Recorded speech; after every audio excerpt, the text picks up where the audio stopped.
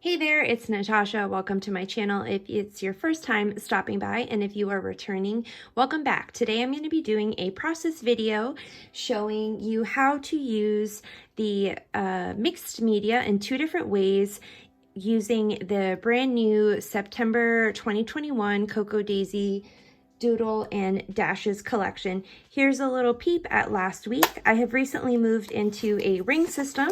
I have been using a disc-bound planner for a really long time, so I am super excited to try something new.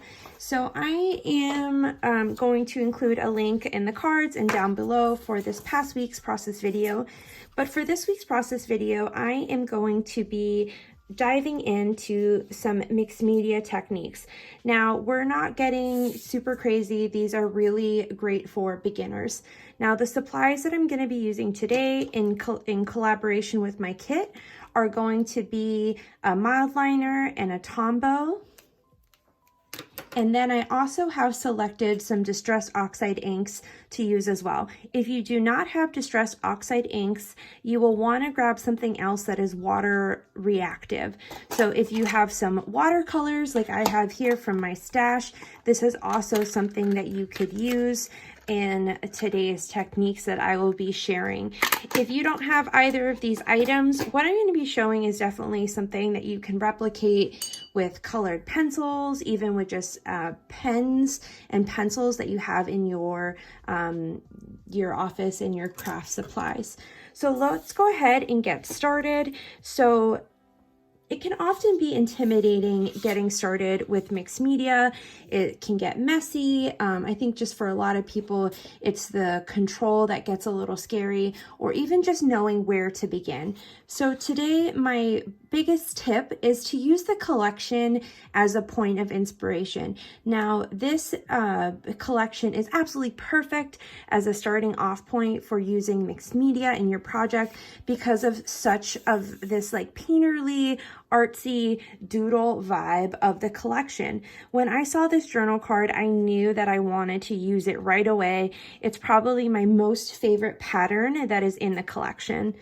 This was another one that has a similar repeated pattern, but in a circular motion. So that is one of the techniques that we are going to be using today, is creating small dash marks to create different patterns within our memory planning. Now, this is going to give the layout that you're working on, if it's memory, planning or pocket pages, this is going to give your project a unique flair, but still really cohesive with the collection. Now, outside of this is a repeated design element or a piece of the artwork that I saw throughout the kit. Another item that I saw repeated a lot was these circular dots. Now, I'm going to be using this stamp set, but I saw them in the journal cards, in the stickers, and I thought that that was super cute and something that I could easily replicate. And the third thing that I noticed throughout the collection, including on this adorable packaging, is these plus signs. It is repeated on the embellishments, as well as some of the other products that are in the kit, like these rub-ons. So if you're more of an advanced, or you're looking more for a challenge in your project, or something to, just try something brand new, you've done some practice, is maybe going ahead and trying some of these more elaborate patterns. But for today, for our mixed media layout, we are just going to focus on creating some line work and some circular patterns to give our layout a flair. So I have my photos ready to go, and I do print my photos at home. I find that is the easiest thing to do. And I am using the Canon Selfie to print my photos. As I mentioned, this was my favorite paper or pattern in the collection, so that's the first thing that I'm going to be pulling from today. Now, to get started, I'm just going to put a little bit on top here. So I'm going to go ahead and tear the paper. Now, I really like this organic rough edge here.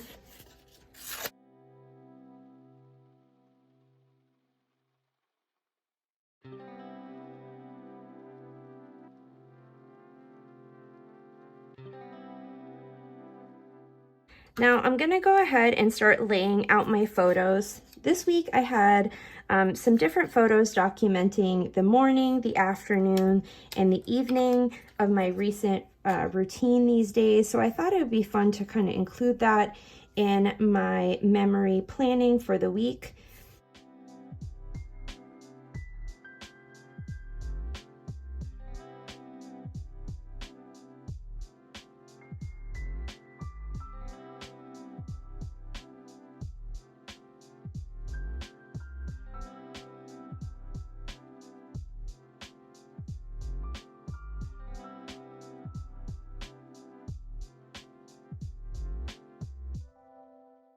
So to get started, I'm going to be using one of the stamp sets, and I'm going to start here to build some of this pattern up. So I'm going to be overlapping the dot circles here.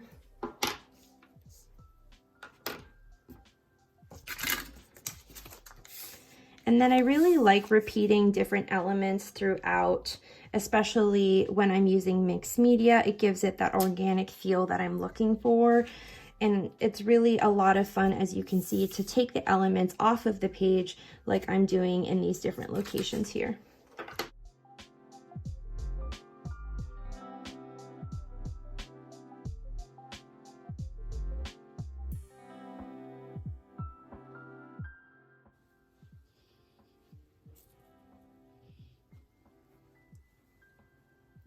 So part of my next technique that I'm going to show you is by creating some mark making to give your pattern, your layout, these repeat patterns that you really love throughout the collection. So I have some scrap paper here. So to get started, just to show you what I'm looking at, and these brush tip markers work really great for this type of line making, is all I'm doing is just varying, the amount of pressure that I'm putting on the brush and then the size. So that's going to create that variety and that interest that you're looking for. Now, if you see, you can go straight across in about the same size and the same width, but I'm gonna say that this playful movement is something that I'm attracted to and that I want to replicate, that I see here in this print. So I'm gonna go ahead and I'm going to lay this down right here, so I know exactly where I want to be putting my pattern up to. Just gonna go ahead and paste. Yeah, I'm gonna paste this here. And I know that I want to have this stamp come here about today's coffee. So I'm gonna go ahead and I'm gonna put this border right in this area.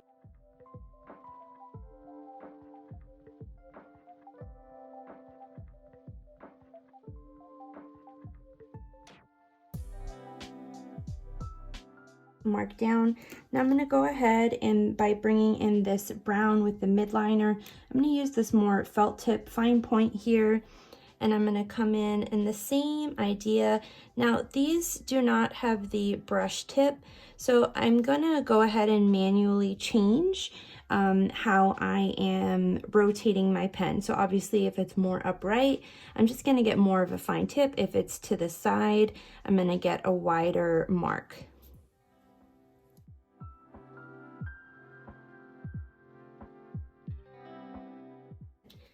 Now, to move on to my next item, where I'm going to be using my distressed oxides to show you how you can create this similar look using your inks. Now, inks are great, or watercolors, because, you know, if you have only a few colors in your markers, but you have more colors, this way you can find, like, you know, some better matches for colors with the collection of that month.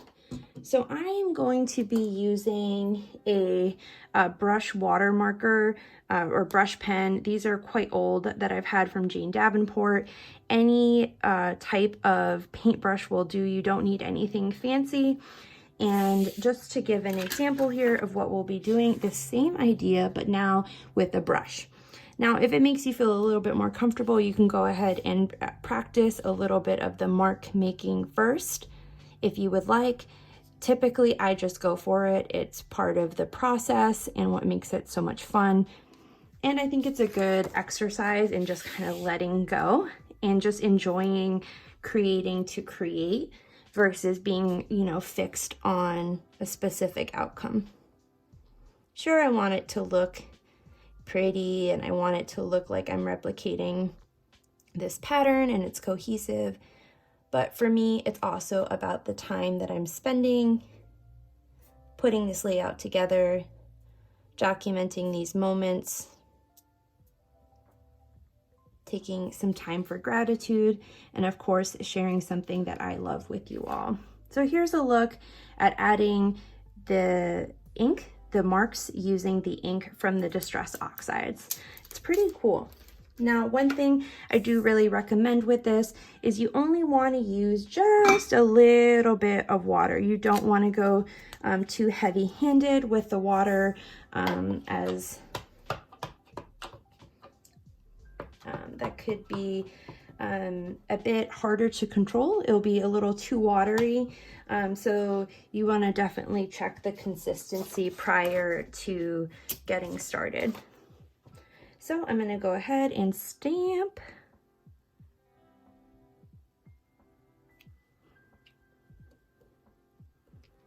Get a good impression. Beautiful.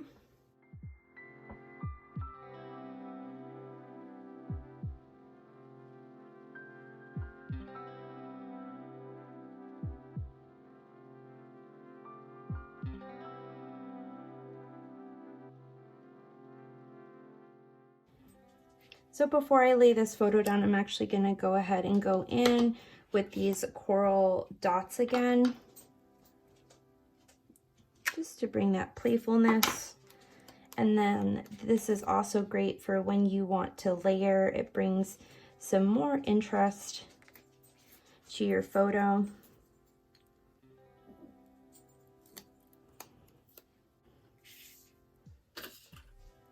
Now I'm also going to go here again, and I'm just looking for different spots where I want to repeat these colors. So I see that there's this green here, the sage green here, sage green here. I'm going to bring a bit more of this pattern down below. And I'm just going to do one line there and another line across.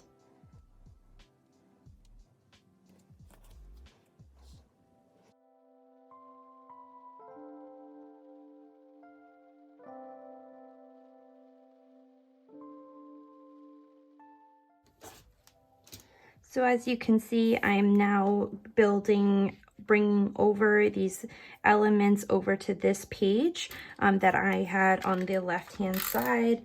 That way I'm giving it a cohesive look, even though there is the mixed media throughout the layout. Now, I know that I have this pattern piece of paper here, so I'm going to look for another place where I can add that. I don't want it to be straight across the top there, so I'm going to look at a different way where I could bring this in.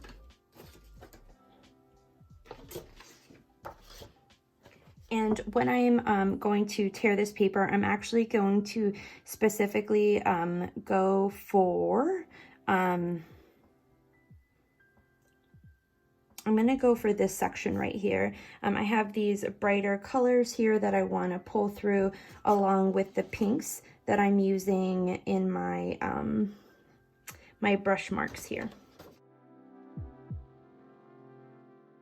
So far in this layout, I've used the circles and I've used the mark making, repeating from my pattern paper, and now I'm going to be adding more of the crosses, which I noticed throughout the collection as my third point of inspiration.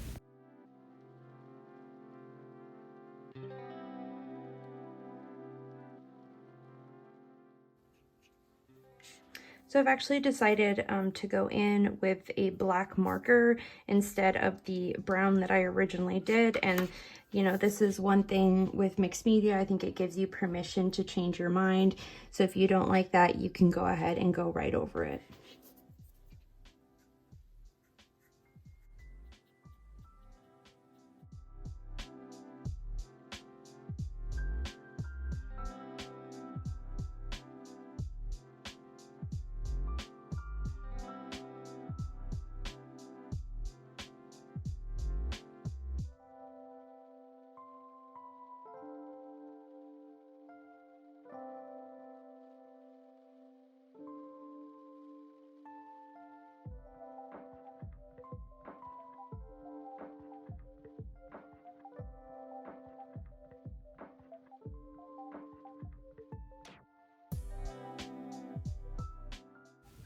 I super love this washi tape that was found in the Traveler's Notebook Memory Keeping Kit.